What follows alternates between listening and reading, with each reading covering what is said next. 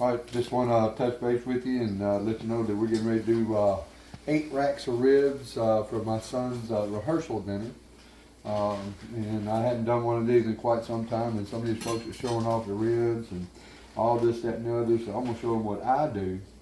And there's several different ways of doing different things and different types of ribs.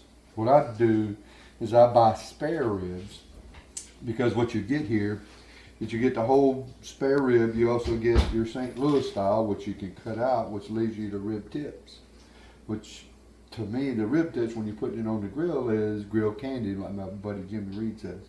So what I do, here's what I do. I've already washed them, patted them dry, and then what I'll do is I'll cut right along the bone here, right on the edge of the bone. Now where the gristle's at, cut it all the way down.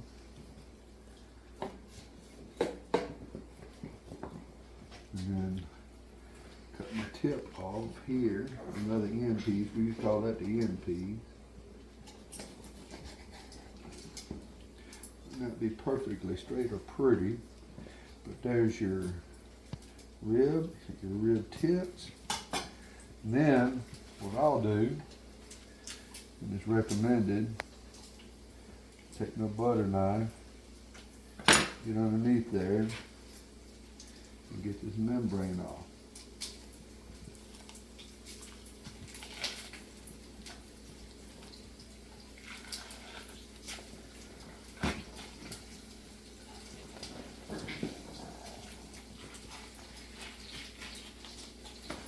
Pull it off at one time most of the time. Then, what I'll do is take some of my dry rub, a little special recipe.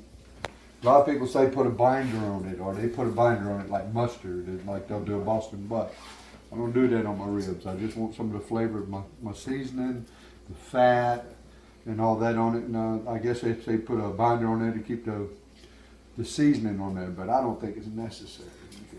That I know of, I haven't seen any of the flavoring jump off.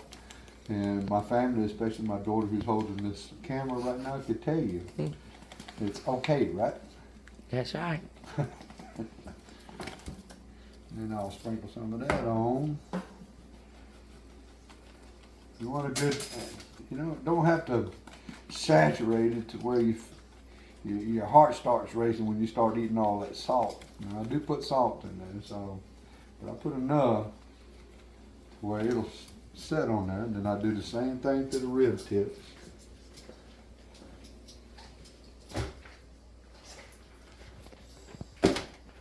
And I do them whole because usually when I'm doing small, a little bit more difficult to handle. So we do it whole this go round, so that way they're easier to handle and watch. And as I'm testing it, I cut me a little piece off and say, hey, that's coming along fine. And get my smoke and all that. And we'll come back in a little while when we put it on the grill.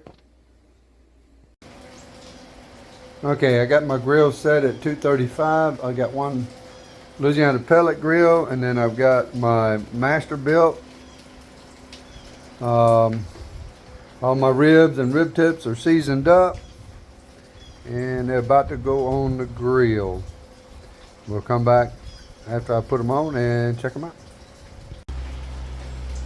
Okay, this is just 1 hour in. I'm sorry, but I couldn't help myself. I had to come to look. Coming right along.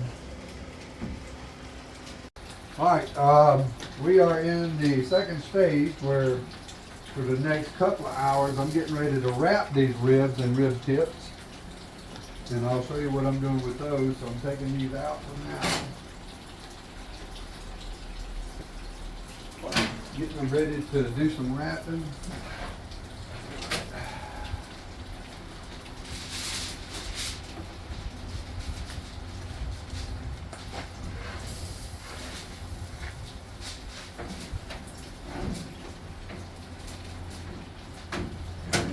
Pull them out so that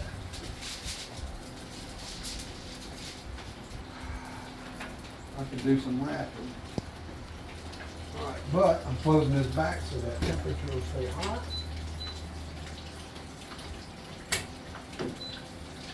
Alright, now, this thing's next.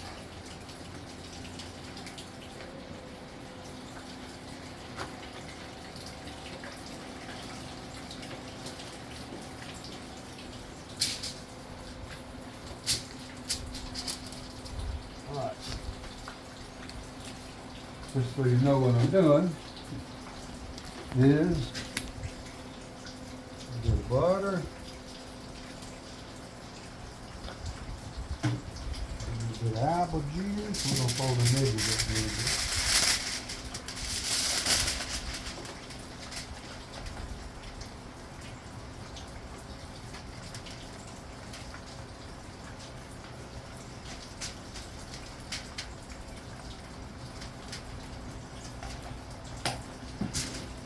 Some brown sugar.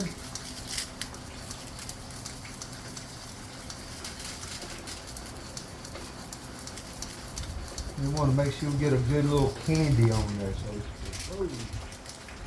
that's all right. That ain't gonna hurt.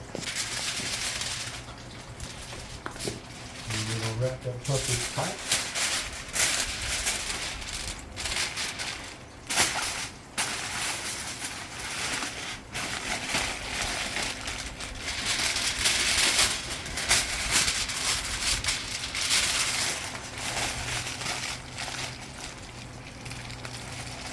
There we go.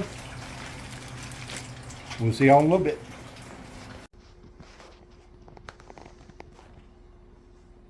All right, this is the final result.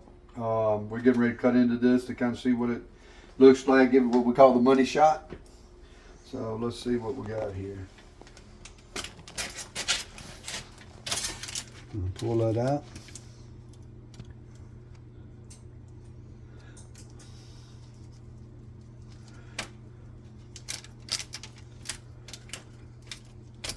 And there you go.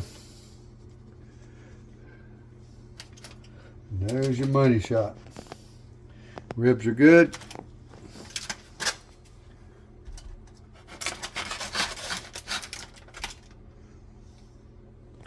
There we go.